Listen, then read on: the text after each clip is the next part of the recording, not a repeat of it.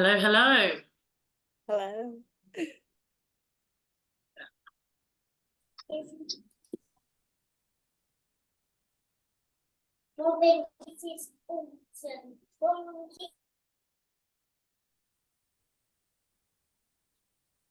Hello. Can everyone hear me? Drop me a message in the chat if you can.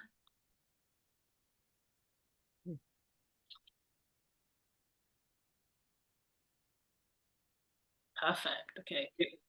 Awesome. Right. Nice. Wow. A lot of you are hopping on at once. So we're going to give it a couple of, maybe just a minute or so, just to let everyone settle in before we kick off. How's everyone doing today? Good, thanks. Nice. Oh, great. I'm seeing yes. So nice to hear you, Karen. Where's everyone tuning in from as well? Are we all UK?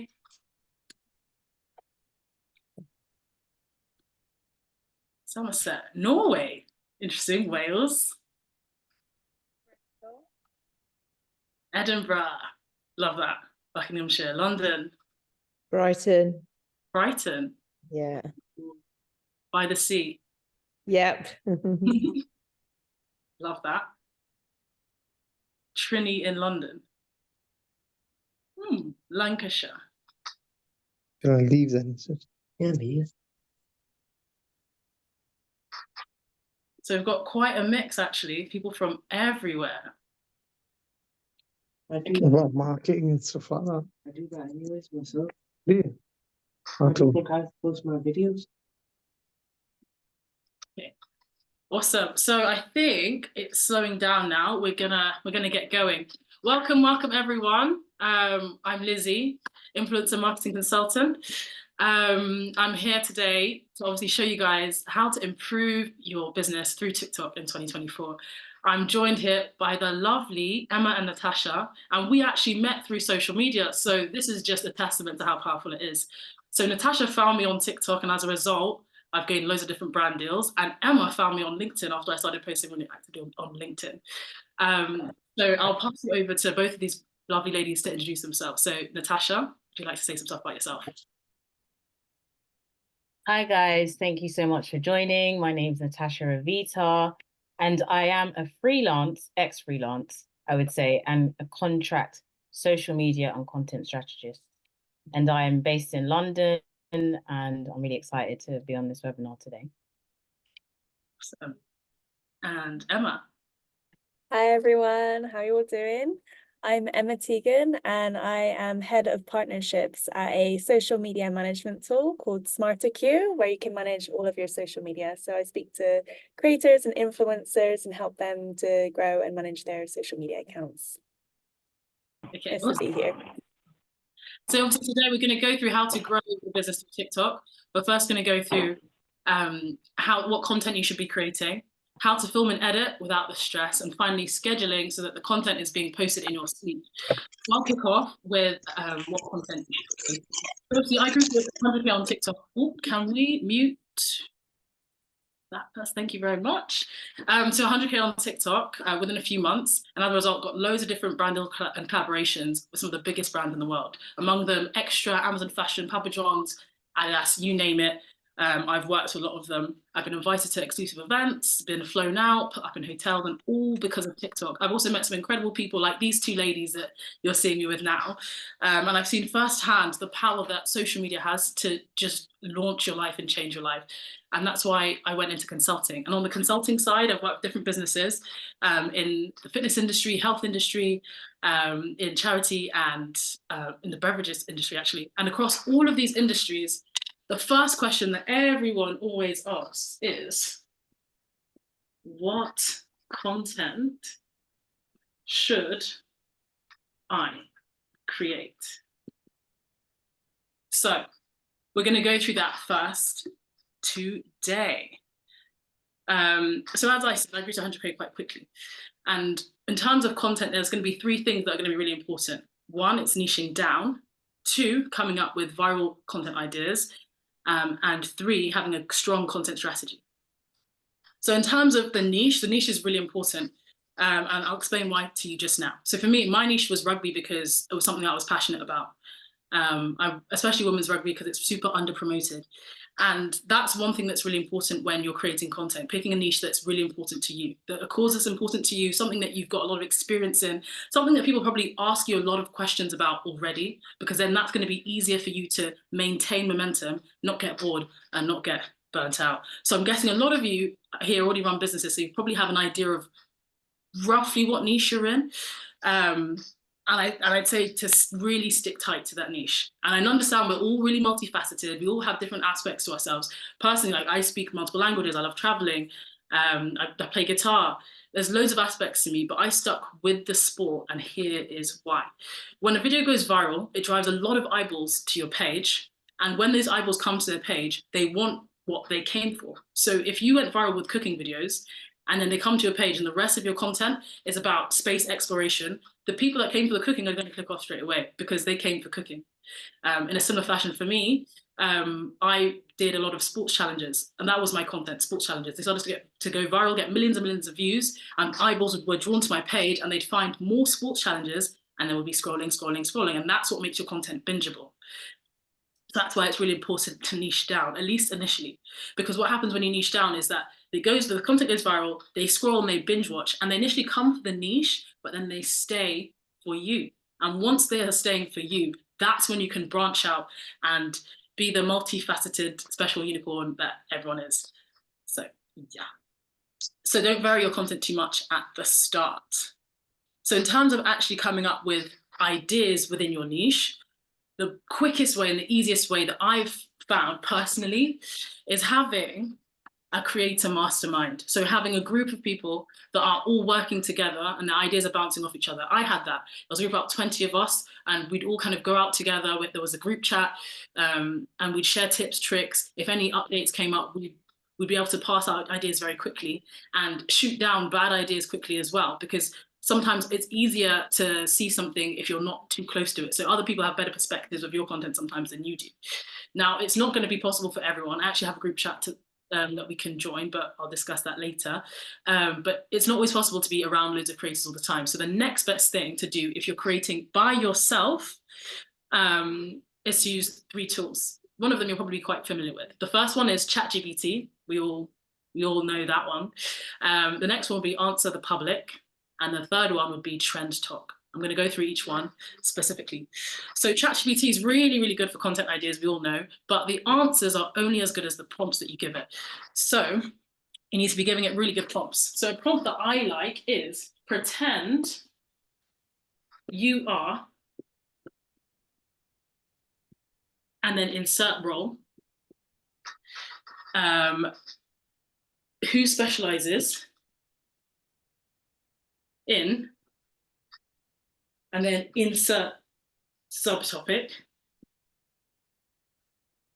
for, and then insert target market, and then give me 30 content ideas that address the dreams, the pain points, and the limiting beliefs of my target market. So that's the prompt. Pretend you are, insert the role, who it specializes in, insert subtopic for, target market, give me 30 content ideas that address the dreams, the pain points, and the limiting beliefs of that target market. So this can work regardless of what your niche is. So pretend you are a PT who specializes in weight gain for middle-aged men who work in finance. Give me 30 content ideas that address the dreams, the pain points, and limiting beliefs of that target market. It could be a lawyer who specializes in tax for high net worth individuals. Give me 30, and so on and so forth. You get the drift. You can even get more detailed than that, but something like this is a decent enough prompt to give some really, really good ideas of what content to create, and things that will be evergreen. So things that these people will be stressed about for a long time. So regardless of when they find this content, and we're going to hold on to that idea of evergreen content for the next phase. Now, obviously, we've discussed ChatGPT. The next tool that would be really good is Answer the Public. So Answer the Public is a search engine-based tool. You type in the topic that you're talking about, and then it will give you questions that people are currently searching on Google about that topic. So if you type in MacBook Pro, I'm just saying that because I've got one. It will give you, oh, what's the newest MacBook Pro? When's a good time to buy the MacBook Pro? Where's the best place to buy the MacBook Pro? Who built the MacBook Pro? It will give you all the questions people are currently searching. And so what you can then do is answer those questions in your content, and even use those questions as the title of your content to make it more searchable. So Answer the Public is a really, really good tool. Don't worry, I'm going to send a guide with every single tool that we mentioned in this webinar, so don't be stressed if you haven't noted it down or anything. So the third tool that would be really useful is Trend Talk, and that tells you what's trending on TikTok currently. So you can, again, it can show you the sounds that are trending, or the topics that are trending, just that day kind of thing. So, and if you notice, each tool kind of covers a different time period. So ChatGPT, using these prompts, covers more evergreen content that can last a longer time period. Answer the Public covers that medium term to seasonal term type of content. And then Trend Talk is that short term, what's trending right now. And this idea of evergreen, seasonal, and trending is really key for the next part. This is the most important part if you want to grow fast and build a long-term brand as well. So, growing on social media fast is the key to expanding your business in 2024. And it's only attainable using the content cake formula. You're probably asking, what's the content cake formula? I'll explain that right now. So content is like a cake. By the way, I'm not Picasso, so like, it's not gonna look pretty, but you'll get the drift. You've got the base, you've got the icing, and then you have a cherry. So that's obviously cake. So content strategy is like a cake. The base is what I call evergreen content. And this is content that will still be relevant in the long term. So a year's time, 2 years' time, 5 years' time, even 10 years' time. This should be the base of your overall strategy, because this is what's going to build your brand long term. This is what's going to allow you to take breaks, because it's going to be working for you long after you've posted it. Then you've got your seasonal content as the icing. This is stuff like Christmas content, Mother's Day, Independence Day, maybe a yearly, if there's a yearly election period or things like that, seasonal content. And this is kind of medium term. You can use it, maybe we can reuse it again the next year, but it's not as timeless as this evergreen content. And then finally, you have trends. Now, I'm quite the opposite of a lot of people when it comes to social media. A lot of people say hop on trends all day long. I am fundamentally against this. And here's why. If you create content based on trends, that content is relevant for a couple of days, maybe a couple of weeks, maybe a couple of months if you're lucky. But then you're going to have to keep hopping on the next one and the next one and the next one, and that gets tiring. Versus evergreen content, if you're posting that, it's going to be relevant for ages after you've already posted it. So for example, if you posted daily, maybe for 3 months, evergreen content versus posting daily for 3 months trends content, with the evergreen content, you could then stop posting for a while, and that content is still working for you because it's still relevant after you've posted it. Whereas if you posted daily based on trends, all of that content would have been expired. So you're gonna have to keep chasing the next one, and that is tiring. We don't want to be doing this. So that's why I'm a big advocate for evergreen content. Evergreen content is just the way that the way forward. It allows you to repurpose a lot of this content later. So again, it's more sustainable. And that's what it's worked for me, in the fact that there'll be times where I haven't posted for ages, but still got opportunities because my content was still relevant for a long time after I'd posted it. So to sum up, we have covered the importance of niching down.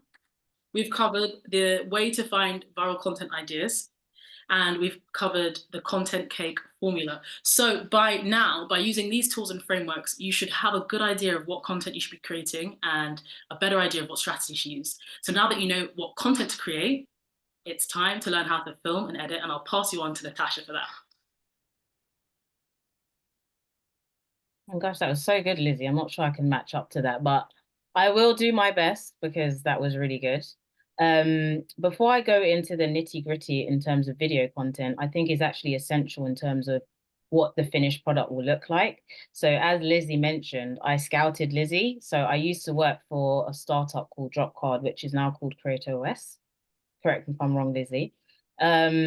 And I used to do is I used to spend my time on TikTok looking for big creators like Lizzie, looking through their numbers, engagement rates, looking at the type of content they're producing. Is it easily accessible? I mean, for someone that like can't hear, for example, can they like read the captions, for example?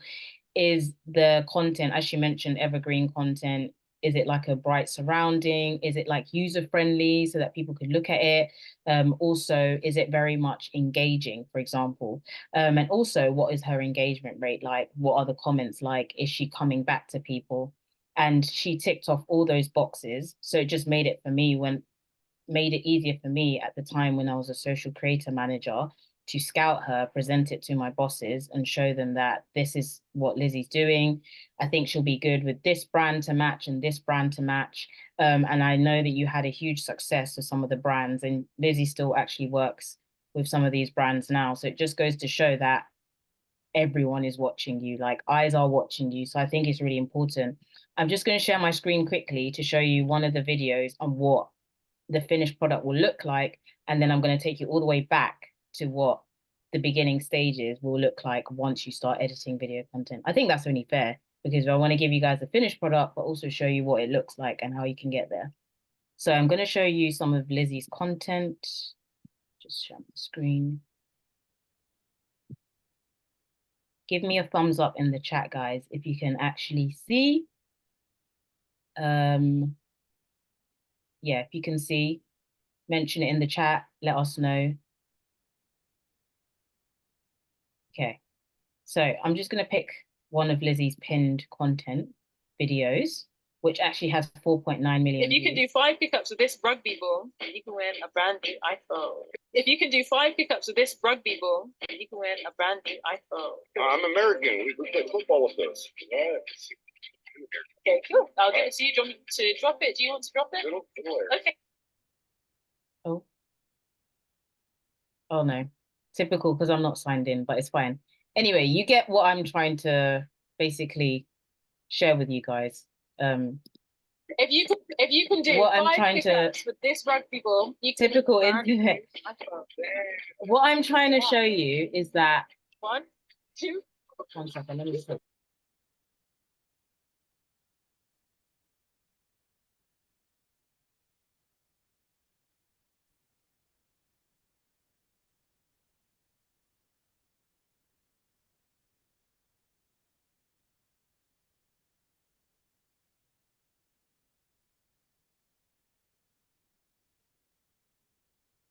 Thank you. Thank you, whoever just put that in the chat, because I really appreciate that. But no, I wasn't nervous. These things happen. It's Zoom, like it's remote working. It happens. But you get my drift. What I was trying to show you was just from that small snippet of Lizzie's video of 4.9 million views, which she pinned to her desktop, which she actually pinned to the top of her TikTok, is that it was very interactive. She was holding her rugby ball because at the time that was one of your playlists and one of your stunt is if someone can get the rugby ball out of Lizzie's hand. And a lot of people that did the challenge couldn't actually get the rugby ball out of Lizzie's hand. So that was what her main niche was at the time. And she had, obviously, if you go on her page later, you'll see that she has a lot of playlists of like, football challenges, rugby ball challenges, etc. But it's so key in terms of the niche. And as you can see, that's evergreen content, and that's 4.9 million views. And I think you shot that video a long time ago. So it just goes to show the retention of when you film TikToks and how it looks like and what it can look like. And also just to show you guys, like the captions of the videos were really, really bright and colorful and engaging. So now I'm going to show you a little bit in terms of how I get started with when I work with clients or for myself, and what that looks like all the way. So stripping it back all the way to the beginning.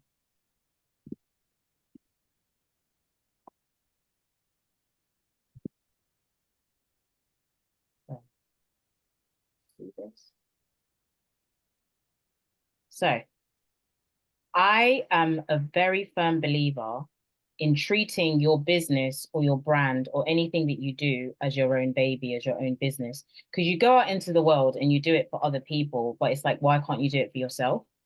So the same way you check in your 9 to 5, check in your TikTok. Treat your TikTok like as a one-stop shop, like it's a business. like it's a drop shipping company, for example. That's how I see it. So, for example, I use a project management tool called Notion. And as you can see, just from the left-hand side, I've got my yearly goals on here, my IG content planner, and my TikTok content planner, all different things. And based on industry research, what I've done, I've created like a TikTok essentials list, a content creation list, and also things for ideas, just in case I don't run out. So finding trending hashtags, there's this website called TikTok hashtags, finding TikTok ideas and topics. Lizzie touched on that really quickly. I also use Copy AI because it just kind of looks through captions as well. And realistically, the idea of AI is to kind of help you generate ideas. You don't actually have to copy it word for word. I actually think it's better that when people use AI, you just kind of tailor it and you switch it up. And then scheduling apps such as SmarterQ, which Emma will talk to you about later on, and Metricool, which is what I use for TikTok. And then if you're feeling lazy and you don't want to film realistically with Instagram or repurpose, you could repurpose content, but make sure that you remove the watermark. So I use an app called Snaptic, or you can use the Instagram, remover, and then you can repurpose. But I cannot stress enough that if you do have the time, film separately for Instagram and film separately for TikTok, because I can still notice the difference. Brands that are looking at you can still notice when you've repurposed and reshared the content. Just because, yes, the formatting is 16 by 9 or 916. It's still the same, but I can still notice that there's just small little nuances that I can tell that it's an Instagram, piece of content versus a TikTok piece of content. So even if it takes another 5 extra minutes, just do it, have the captions ready in the meantime, etc. And then the last bit is always, I edit my videos or my clients' videos or anyone that I'm working with CapCut. I also use a bit of Notion as well. I mean, InShot, which is actually essentially what CapCut does. I know a lot of content creators actually use CapCut for desktop and InShot for desktop, but I just prefer to have a separate phone, a content creator phone, and I just edit all my clients' work on there, and I just edit using CapCut and InShot. And then, as previously mentioned, Lizzie touched on using TrendTop. I think it's so good. I think now you do have to pay a fee. I think it's a free 7-day trial, and then after that you do have to pay, and it does limit the certain sounds that you can use if you're using the free trial. But just try it out, see if it's good. If it's for you, use it. If it's not for you, like, it's fine. And then I also just have like this content creation Everybody, gear. which is what I Sorry, can you just mute? Thank you. And then I also have a content creation gear that just helps, which leads me to Amazon or anything that I'm missing, or if like, for example, your content breaks or things like that. I think is really, really useful. And then, for example, if you're not, I feel like if you're a brand or it's just you, I think Lizzie hit the nail on the head. It's very important that you niche down. But if you are a business or you have different brands, I think I can play a little bit of devil's advocate. I think you can niche into 1 or 2 different, I would say 2 to 3 different niches. I think that's really important.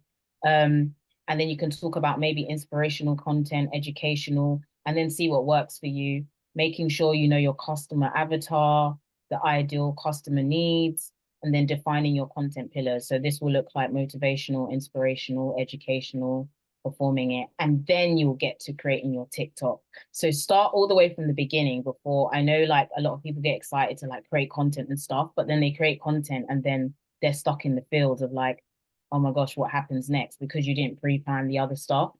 But honestly, if it just takes you 30 to 90 minutes a week to do this, it will save you a lot of hassle in the long term. And also it gives you more leeway, for example, if you want to jump on a trend or something.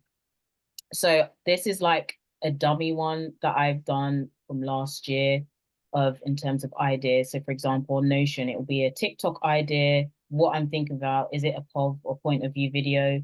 What the caption will look at, kind of the video script that I'm trying to say or use, and then maybe hashtags, the trending audio at the time, the content type. So is it, a long form video? Is it a TikTok reel? What stage it's at? This really helps me. If anyone is like meticulous like me, I have to do this because I can't miss anything. That's just how my brain works. They say I don't have ADHD, but I feel like I do. And then this is, for example, if it's in the queue, if I'm scripting it out, if I've filmed it, if I've scheduled it, and if it's posted. If you have a brand partnership, for example, you know, you could get really big really quickly. Like Lizzie said, you know, in 3 months. I've seen people go big in 30 days and come back when they didn't have really good results, just from consistency, and brands are reaching out to you. So yeah, start to think big for yourself. Okay, no, yes, this is a brand partnership. Are you repurposing the content for stories, for Instagram, the type of files, for example? We know like TikTok now is favoring TikTok stories. So if you're, you know, maybe uploading like pictures, for example, you want to use on your stories or posts, and then a playlist. So I've got different ones like, you know, rants, things that irk me, what I talk about, daily rants, and then the date that is scheduled to go out. And then once you've posted the TikTok, post the link here, because I always think it's good for you to just tally the link and then the results of what has happened, for example, because then it will help you, because you don't, you know, Insanity is doing the same thing again and expecting a different result, because you don't want to do the same thing. And then you're wondering why everyone's stuck in TikTok jail. You know, TikTok jail is a big thing. So everyone's talking about it. And to be honest, sometimes you just need to change your content. You just need to tweak it a little bit. And this is how I tend to look at my planner, my calendar, and then other useful training videos, for example. So this is something else that's just personally what I use. I would recommend using Notion, really. And then another thing I would like to talk about, I think I've got time. Am I good time, Lizzie? Okay, cool. Another thing I'd like to mention is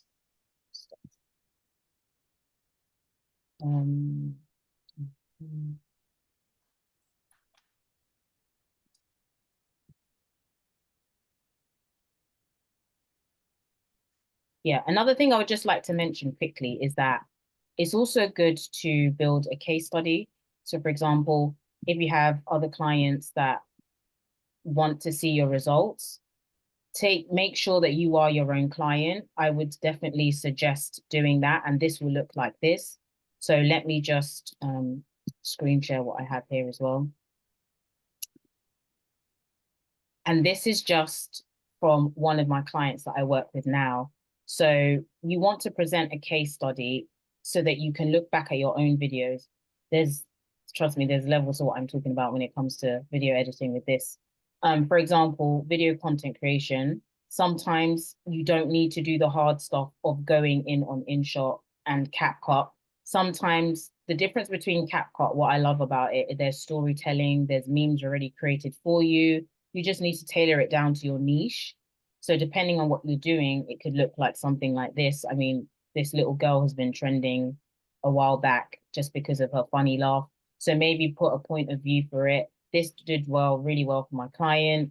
This Jennifer Hudson one, when she was talking about insufficient funds in the bank account, things like that. But get creative on CapCut. Once you have a play around, you can remove the background. So I just went on, for example, I think Getty Images, and I saw this bank account, you know, image, and I used that and inserted it. Then I changed the, you know, the text and things like that. This is also a picture of my client's office in Australia. So now I wanted to make sure that it was a regular thing on the grid, that when people see this background, they know that it's my client. So it's just adding things like that into the background just to add kind of uniformity. Another thing, for example, this is one of my managers, Lauren, and this is her getting out her comfort zone and just us doing TikTok reels and videos in the office. So office original content does well. For example, I've said, like, you know, when Thursdays offer the office tea, because she's a Gen Z boss, there was a lot of captions that I could come up with. But I feel like now she's a persona or an avatar on TikTok that people know. So when they see her, they'll be like, oh yeah, that's that woman from that videos, the manager at the office or something. So it's just making sure like there's consistency in that. There's evergreen content with that. For example, I'm just giving you ideas in terms of for a business or niche content that you can do. this is a day in the life. So this is some of the guys in the office. So I told them kind of video script for them, what their days in the life would look like. For example, as an outreach manager, an analyst, digital marketing exec, explainer videos, the importance. So because this is an educational provider, it was more so, okay, but before they can introduce what they do, what does this look like? For example, people need to know who they are. So you could see we use the content corner, there's clear lighting, it's easy to grasp. And also there was like really good sounds that I could use on CapCut to use that, for example, that is suggested. So I didn't really have to use like a trendy sound for that, for example. And this is what it looks like when you do not follow TikTok guidelines. So a lot of the time, the company or the brand of people that you want to work with might say, oh, but you know, this social media thing, for example, I know how to do it, or they don't take things seriously. And then they do their own things, even though you're suggesting it. But as a social media person, as a business owner, whoever, you are in charge and you are the face and you are the voice. So it's important that you challenge people because TikTok changes all the time. And unfortunately, there was a shadow ban. And TikTok is becoming a lot stricter with their guidelines. So you have to make sure that you're following the guidelines. For example, if you're using CapCut content here, have you hashtag CapCut in the caption, for example? If you're using videos, have you used too much glitches and green screen like stuff that makes the video look a bit like it's a bot? Like these are the things that TikTok are looking out for now, and they will shadow ban you. And this is a good example because we were in the shadow ban, we've come out of the shadow ban, now they're getting thousands of views and a lot of likes per video. But this took a lot of time. You also have to be realistic with your clients and the business owners and tell them that this is what's happening. And a good manager or a good boss or good, business owners will definitely be open to advice and they'll work with you on that. Well, a good manager will work with you on that as well. And just to show. So this is what it would look like. So some of the tips, but as you can see, face to camera content also does really well. And then also some of the trendy content, but it just goes to show. Once the shadow ban was lifted, I was able to just bulk schedule stuff on TikTok. You can mix it up, definitely use SmarterQueue as a scheduling tool, but you could also put your stuff in the drafts. But I've heard a lot of horror stories. This hasn't happened to me, God forbid, where people have lost all their drafts, like sounds have gone, content has gone missing. So I wouldn't get too comfortable with that feature. Also, just so you know, when you edit the content and you add the sound, make sure every day, even before you post the sound, check the sound if it's trending still, whether Universal hasn't banned it or things like that. These are the things that you need to be able to do. And just from my findings all the time, I find doing industry research on the platform that why the shadow ban has happened is mainly because of Universal's ban on TikTok. But now they've come to an agreement. So it's also very important for you as the business owner or the brand to do some research on the industry, do some research, not only in your industry, but in the TikTok industry or social media platform industry that you're working with, so that you're ahead of the curve, you know what to do, what's not going to work for you, how this is going to affect your content going forward. TikTok no longer favors in-platform creative effects, like for example, transitions, AI effects. Even though it's on their platform, they don't like that. They don't like, like the black transition. They don't like too many things like that anymore. If they see you're using it too many in your videos, heavily edited, they're just going to shadow ban you. They're just going to be like, what's going on? They don't like glitches because there's a lot of bots popping up everywhere. So extra black screen footage and B-roll, which can be accidentally published at the beginning stages.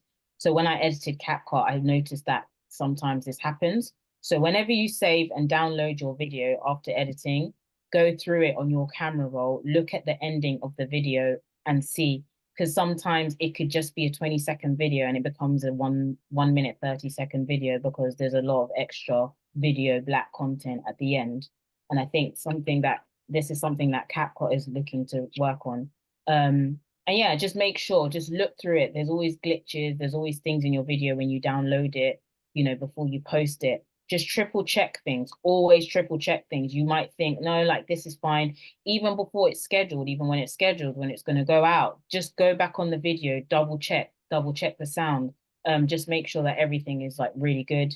And any repurposed content, just make sure, don't use too many hashtags, 3 to 5 hashtags when you're posting. Some people just use the FYP hashtag. I know it's very general, but it's going to get you at the For You page. Some people just use 2. So when you are very well known, for example, your content is doing well like Lizzie's, maybe you can just use a Lizzie Musso like hashtag, for example, but people will know that just based on her playlists. Keep the captions very short, not too long, and yeah, share your journey with us. And I think I've pretty much covered everything, but yeah, if you guys have any questions at the end, feel free to ask me as well. That was so good, Natasha. You're blown away. There's so much information like packed into such a short webinar. I love it. Amazing. How is everybody? Okay, can you hear me okay? Yeah. Okay, awesome. Right, so we've got the planning and the strategy from Natasha and Lizzie, and now I'm going to walk you through the execution of how to do that. So a little bit about me. I am the head of partnerships and I work for a social media management company. Thanks so much, guys, that's cute. And what I do is I work with top brands, influencers, creators to basically partner with us as a software.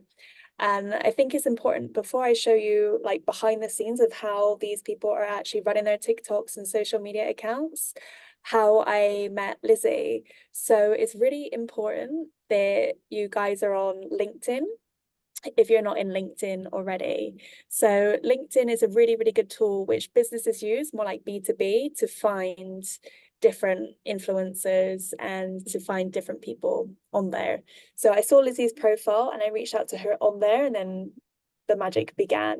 So yeah, if you haven't got a LinkedIn, definitely have a LinkedIn and put in your title that you are a creator, social media influencer, something along those lines, so that you can easily be resurfaced when businesses and people like me are looking for you to collaborate and do brand partnerships with. It's not just on TikTok or Instagram. Like LinkedIn is the main tool that for businesses and other partnership managers that I know, we use LinkedIn. So just a little bit of advice for you there if you're thinking that you want to partner with brands.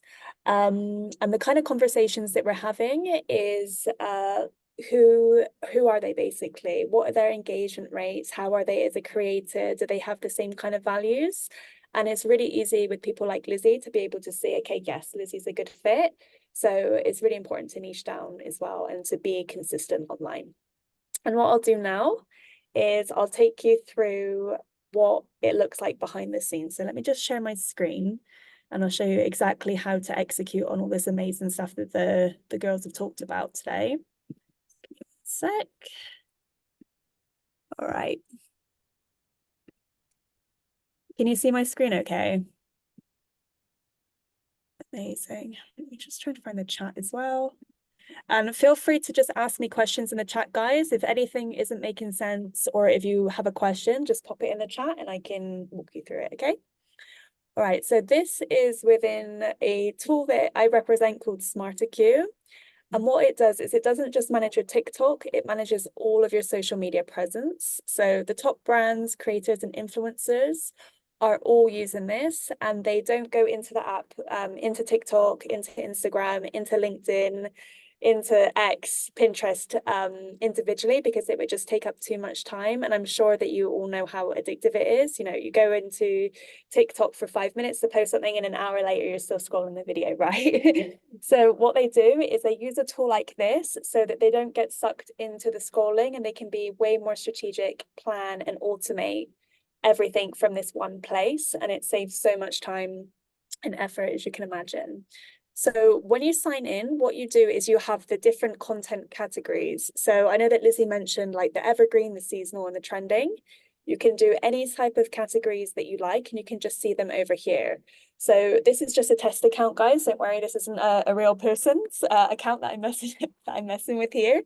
So you can see that we've got articles, inspiration, things for Black Friday, which is paused at the moment because that would be a seasonal category. We've also got self-promotion and sales, kickoffs, testimonials, and all the different categories that the content mix for this like false person would have. What's really important to mention that you guys may not know is that as like a creator or a small business or brand, you may want to be like, okay, I have this special thing that I want people to sign up for now, or I have this product that I'm launching. I'm just going to go hard and I'm going to do every video on TikTok or whichever platform about this. But we've got a self-promotion and sales category here for a reason, is because if you go over the 20% self-promotion or sales, so that would be 20% sales and then 80% value-driven content, educational content, helping people, how-to videos. So if you go above and you start promoting yourself more than 20% of the time, that's when you'll see like less engagement, people unfollowing you, because they'll be like, I'm sure that you've seen these accounts, right? Like, leave me a yes in the chat if you've seen these kind of people that are like, every single post is like, you know, me, bye. You just want to unfollow them, right? So you can see basically the mix of the content in the posting plan. So I'll take you through to the posting plan. This is how it looks behind the scenes with the influencers and creators that we have. So they'll have all of the different categories onto the posting plan. And down here, you can very easily see the ratios of content that you have. So you can see here that we're not going over the 20% sales and promotion. And you can change that up, maybe think, oh, we need to do more, or we need to do less of this, or this content on the analytics is working pretty well for us. And you can see from the analytics exactly what's performing and what's not, so you can know what to double down on, depending on your goals. All right, so let me take you through to actually create a post. So this is what you would do. You would just go onto here, you think, okay, I'm going to pick something fun and inspirational, and I want it to go to my TikTok account, okay? So you'd get the media here, and you could either have a CapCut video, your own video that you've edited on a software, and then upload it. And for this kind of demonstration, I've got one here of me and my colleague and friend Christina. And the format will be automatically changed to 9:16. But like Natasha said, it is good to have it actually resized for TikTok or for Instagram. So you can easily do that here. You can add it into your media and then upload it at a time that you're ready. Then you would write a caption here. So you can even use AI. And this is where it gets kind of cool. So you say, okay, I'm going to write a social media post about me and my friend bike riding. Then what you can even do is you can change it. I'll just make this a little bit bigger. This is how it looks. There we go. Just put everybody over here. So you can change it to any sort of language, any sort of tone, anything. So you never have to have writer's block again. What you would do is, I've got everybody's faces up here. There we go. You could change it to, let's do check. Why not?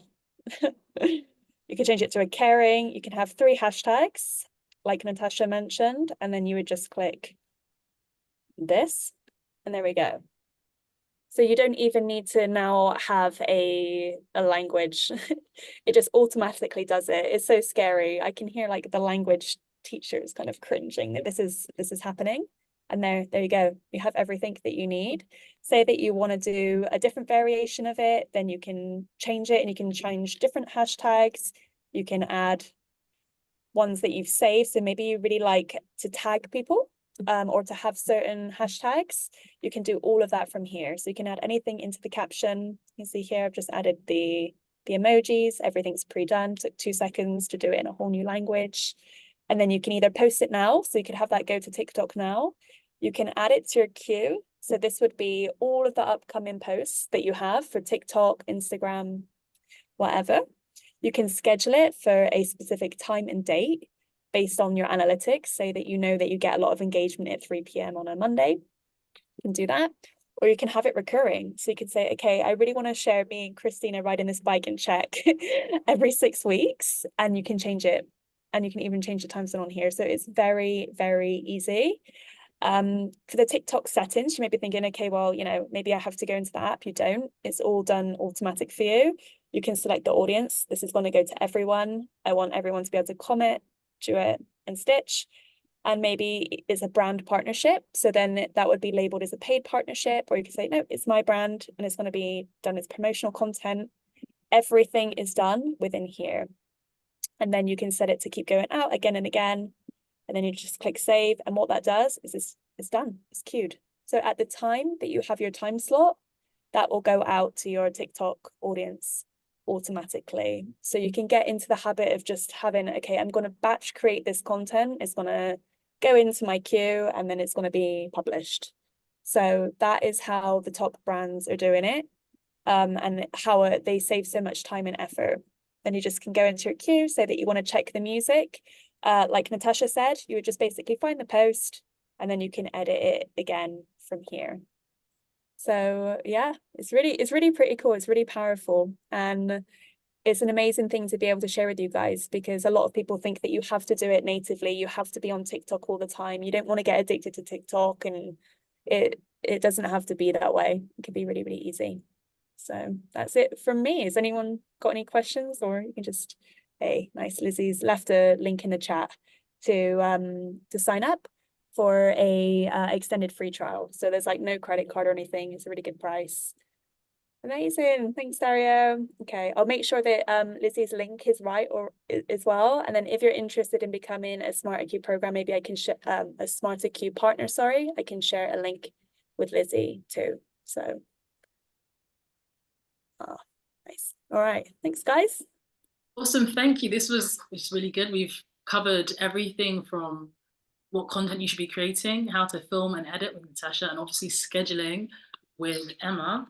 I'm also going to leave our LinkedIns here in case you want to follow up with any of us after this. But for now, does anyone have any general questions about content, about scheduling, about filming, editing? This is the next few minutes. You have a chance to just ask us general questions.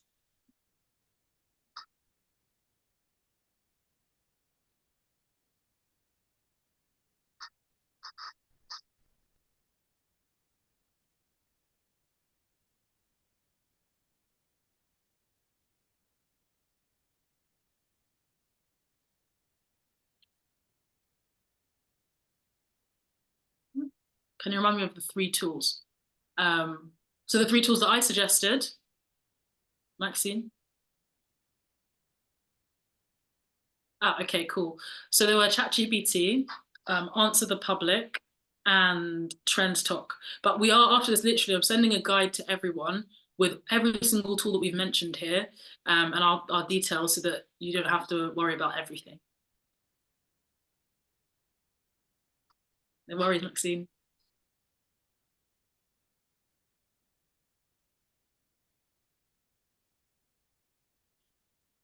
Okay, cool. To be fair, we must have done well if there's no questions. Oh, quite a lot of gems, so definitely some would be appreciated. Oh, okay.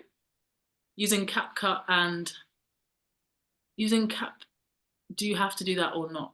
Sorry, I didn't understand the question, Sin Petra. I heard something about using Caplet and hashtag them. Could you maybe reframe it, please?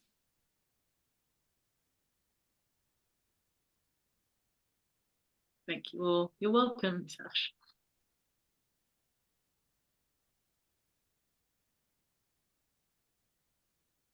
I'll try writing it again. Okay. I've got a question for you, Lizzie, when we're waiting for the rewrite. So what do you think it was that made you go viral? Like, is there one specific video, or what kind of tips would you have for everyone that's looking to go viral, that's listening in? Ooh. To be fair, I think stakes, having stakes in a video. So my initial challenge videos all had stakes, like there was a prize or something that you could win or lose. And I think that's what, if you look at the biggest creators like Mr. Beast, he always has stakes. There's always something that's on the line. I think when you just add stakes to something, people are just more engaged. There's more of a story. Okay, do they, so Jules, do they mean if you use CapCut on a video, you have to hashtag CapCut? So Natasha, I think that would be for you, right? I mean, you don't actually have to use hashtag CapCut, but I would suggest you do, because TikTok is becoming a lot more stricter in terms of if you're using other platforms and softwares, even though they work in unison or collaborate with CapCut, for example, but I would definitely just use it. I know if you can see, like, a lot of creators now will use hashtag CapCut when they're using a trending meme or something at the end, just to reference that the video or the meme actually came from CapCut. And also, I just think it's for copyright purposes because I know that the rules and the guidelines are becoming a lot stricter with TikTok. But I would suggest personally, just for your own benefit, just use hashtag CapCut. And riding off of the back of that, a lot of creators that I know from the accounts from the back end, seeing them within SmarterQ, they'll have like a snippet. So you remember when I was showing you the caption writer, they'll have a snippet of the tools that they use. It could be hashtag CapCut, hashtag, you know, whatever it is that they want. And then they'll just click the one button and they'll make sure that they add it to every post so that nothing like that happens. Good point. Perfect. One more question, please.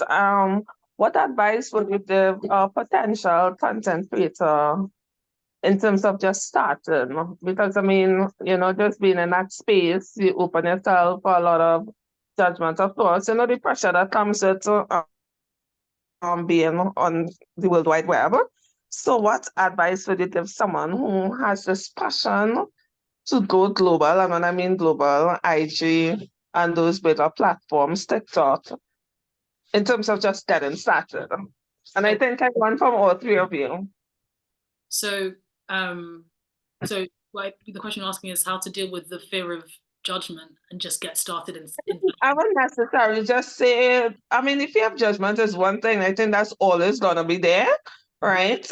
It's just I think what advice you would really give someone who have that passion to start, but either fear of judgment or whatever is keeping them back from starting. Like, I mean, it could easily say just do it, like Nike, but yeah.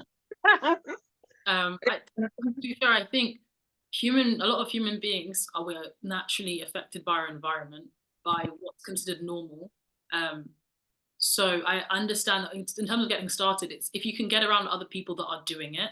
So even connecting with people here on this webinar who are pushing and getting started, then you normalize creating content. So for me, that was really effective because when I was getting started, what people didn't see behind the scenes was that I was just around other creators all the time. So it was just normal to create content. Like I said, the group chat was always going, people were saying, oh, there's this event, or who's filming today, or and like over time you change the software that you use and the equipment that you use because people say, oh, at first they're using Rode, now it's DJI, or you know what, I was using Video Leap, and then someone else goes, actually, I'm using CapCut. CapCut's better. It's got this and this, and they're like, okay, cool, let me switch to CapCut. So I think getting around people that are doing the same thing and resetting what your version of normal is one of the most efficient ways to just do it quite quickly. I don't know about you guys. I think for me, what I would suggest is not looking at your videos once you create them. I think check in, like when you check in your 9 to 5, like I was showing you with the content planner. Then once you post, make sure that the music and everything is fine and all the hashtags, then just post. I would also engage just a little bit on the platform before you post. Then once you post, just jump off it. Don't come back for another couple of hours. I think that will eliminate the fear of posting a lot and what people think about you. But essentially, when you do start this, you have to have like a completely different mindset. Like, don't be afraid to be seen trying, because I think like at the end of the day, that person judging you, where you're going to be in like a couple months time or years time, they wouldn't even be able to be on the same level as you. And you would have grown so much in your confidence and everything else. And, you know, at the time, for example, when I was the social creative manager, people like us will be looking for you. I know it's easier said than done, but I think just to back off Lizzie's point, hanging around people that are already doing that will bring you more confidence, changing your mindset completely. And don't be afraid to be seen trying, and just post your content and just don't look at it. Like, just don't look at it, I would say. That's amazing. I think from my point of view, Maxine, is that it's really good to have like the least friction to entry is possible. So say that you really want, you know, to do cooking videos, for example, to just cook what you know and to just have one category of like one niche, right? Of just, I'm going to do these cooking videos and I'm just going to do maybe release 2 a week. I'm going to have these 2 time slots in this one category to do it. And I'm just seeing now if I can share. No, I won't share my screen, but what I'll do is I'll send Lizzie a link on SmarterQ for free. This is for free, guys. You don't need to pay anything. There's no credit card or anything. you can go in and you can actually analyze people's profiles. So say that you really want to start, like using the cooking example again, you could go in, you can analyze your favorite chefs' social media, you can sort it by their best performing posts, and then just model it and just think, okay, I really like Jamie Oliver. Jamie Oliver does pasta. His best performing stuff is pasta. I'm just going to cook pasta. I'm just going to post it twice per week. And don't overcomplicate it. Don't think that you need to have like 100 different categories or 100 different types of content at the beginning. You can just start with one thing, see what works best for the people that you admire, and then just model it and post it. And like Natasha said, then take a step away and don't be on there all the time, you know, thinking, oh, people like me or people don't, because it takes time to build. Focusing on one platform, Emily, yeah, I think so. I think focus on TikTok first, for sure, and then you can grow to other platforms. I have 2 more questions, and can I squeeze in 2 more questions, please? Following up from Emily's question, because that's one of the things, because I mean, I know TikTok has been the latest craze, having passed through Instagram, right? So that's one of the things from your perspective, like if you have to say as a new content creator, would you encourage someone to start on TikTok versus Instagram, especially they want to do something in the professional space? Because for some reason, I just find like from on the professional space, I don't see much corporates using like TikTok. From my view, like from what I've been seeing, not sure if I'm wrong from a if you want to grow fast, start on perspective. TikTok. Yeah, and if you want to grow fast on Instagram, just focus on reels. Don't focus on static posts. Do all reels. Okay. Just to back off what Emma said as well, I also think that if you already have like a small Instagram following already or following, just continue to build on that, because one thing I did learn when I was at CreateOS is that if I couldn't find a brand, or I mean, for example, if I couldn't find an influencer's video or content, for example, on TikTok, or their email, for example, their contact, I was taught to go on Instagram to find it, for example, and look maybe at the content on Instagram. So even though we would look on TikTok, I would always also go onto Instagram or other platforms to see if you're on there. Because what you might find is that person is on TikTok and then the content they're doing on Instagram is completely different as well and might not align with what you want with the brand, for example. So that's where the issue lies as well. But yeah, I think with Emma, start on TikTok. It's the fastest growing platform. It's easy. And then with like Instagram, just do reels. But if you do have a following already, don't just abandon it on Instagram. Continue to build on it as well as TikTok. Okay. Hi. I've got a quick question, if that's okay. Oh. Go for it. Oh, hi. Sorry, I thought I'd been cut off there. So I've just started on Instagram. No, I haven't. I've just started on TikTok. I'll get it right in a minute. Been on Instagram for a while. Been on Facebook for a while. Got a business. It's all quite interesting. Quite niche. A little bit strange. And we're getting good. I think I've got like half a dozen posts or a dozen posts on TikTok, and they're getting good views. So 4.5, 8,000. You know, from standard start, which is great. But I'm keeping my face off it. And I tell you the question I've got, right? This is probably just me overthinking it. I'll stick the video on. Right, I'm 58, okay? I kind of, when I said to my friends, I'm going on TikTok with a business, they kind of went, oh, you don't think you're a bit kind of like, you're not really in the same bit of the Venn diagram as, you know, most of the TikTok generation. I'm a 58-year-old woman. I look 58. I'm really conscious of it. I'm not conscious of it on Instagram. My face goes on there. My face goes on Facebook. But TikTok, I don't know. What are your thoughts? Is it a generational thing? Am I overthinking this? I'd say absolutely overthinking it, and it's understandable because it's strange, especially British culture is really strange to like put yourself out there. You're kind of taught to kind of be more conservative. But absolutely put your face on there, because humans, like people connect with people. So when they see faces, it's just better. And it's also refreshing to see older people on there. With TikTok, you find a lot of young people. I've noticed that there's a lot of young people that don't have as much experience, and then there's people with experience aren't sharing their views. So Because it kind of feels like in your 50s, you're kind of stuck in this middle spot where you're kind of not young enough to be cool and you don't look great. And neither of you reach the really old and eccentric and strange phase where you can dye your hair pink and wear odd glasses. So it's kind of, yeah. And I don't have a problem putting my face out there generally. I do performance poetry. I stand up in front of strangers. But on TikTok, I'm wavering. I'm just wavering. Like, I'd say, think about the people that you could be helping that aren't being helped by you not doing it. So there's someone else whose journey could be affected by you not posting, by you holding back and not sharing the information and the stuff that you have in you. That their lives are now being negatively impacted because of your fear. Okay, brilliant. You've guilted me into it. Thanks. Thank you.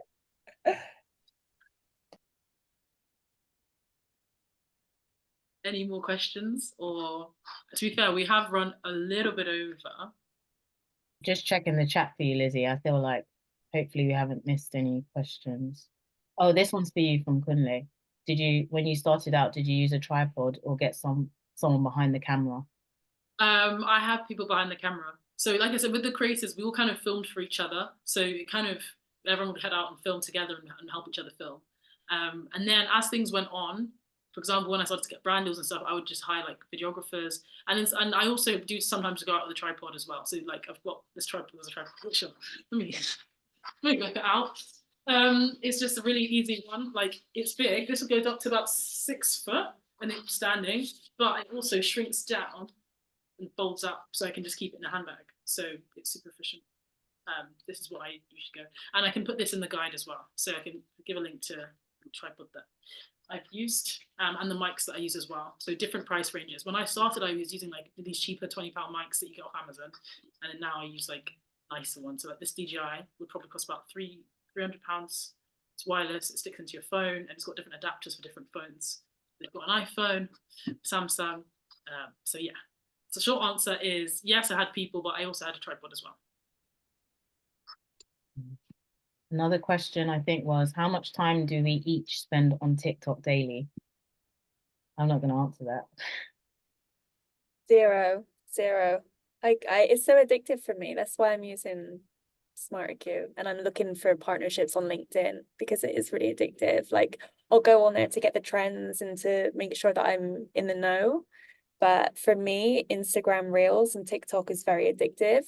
So to save my mental health, like I protect my time with it. And when I want to go on there to make sure I'm up to date, then I'll have like that set time, let's set 10 or 20 minutes, because I'm looking at it from a business point of view and a strategic point of view rather than a consumer. And I think it's really wise to do that if you're thinking about starting to do this as a creator yourself as well. I agree with Emma. I always say don't get high on your own supply. So I'm actually looking at my screen time correctly today. So the highest I've spent is for camera and CapCut, so creating content, photos again, creating content, WhatsApp, probably chatting with Emma and Natasha about this webinar, notes page, again, webinar, then LinkedIn. So those are my top most spent. And TikTok, actually, 36 seconds today. I think I logged in to literally copy and paste my link to send to Natasha so that she could show this in the webinar. So once you start creating, I would definitely say, don't get high on your own supply. Yeah. I don't know. I feel like I'm conflicted because obviously from a creator's like working for other people, I would obviously post their videos and then just log off, or if I need to do engagement first. But also from my standpoint, I think from a creative perspective as well, I mix it up. And also, if you don't want the algorithm to mess up what you're looking at, I actually suggest maybe creating different TikTok profiles. So maybe have one just like where you just do lots of research for your business so that doesn't mess up the algorithm on your actual business page. Maybe have another profile where you just look at cat videos, for example. So your algorithm is just focused on cat videos. Obviously, don't set up too many because TikTok is going to be like, what is going on? But just have a few. And also when I need laughs, or just because TikTok is actually also my happy place, I laugh so much on that app. So when I do go on there, I look at other things. But like Emma said, and she mentioned, it is very addictive. So you have to be disciplined. Like when it's time to create content, it's time to create content. When it's time to look, research, it's time to look and research. You have to be disciplined, otherwise you're not going to get anything done. And also the fear of them starting to create content that kind of looks like other people's too much, because you're too busy looking at other people's too much. So yeah, it's bittersweet. So don't be too hard on yourself when it comes to TikTok. But that's a good angle. I like the research angle. So having like a research account. Be cool. Well, to be fair, I think it has been a really, really fun time. I want to say thank you to everyone for coming today. It's been exciting. To be fair, I didn't actually expect so many. So I really appreciate all of you taking the time today. I hope that you've gained value from this. I've put some links obviously to SmarterQ, and then also our LinkedIn's in the chat. I'm going to send a guide with everything that we've discussed, like the main points and the software. A mass email out to all of you. So yeah, thank you so much, and I hope you guys all have a great evening. Thanks so much, Lizzie and Natasha and everyone. Oh, Thank you you. for joining. Thanks, ladies. Good job. Thank you. Bye guys. Add me on LinkedIn if you want to chat. Bye.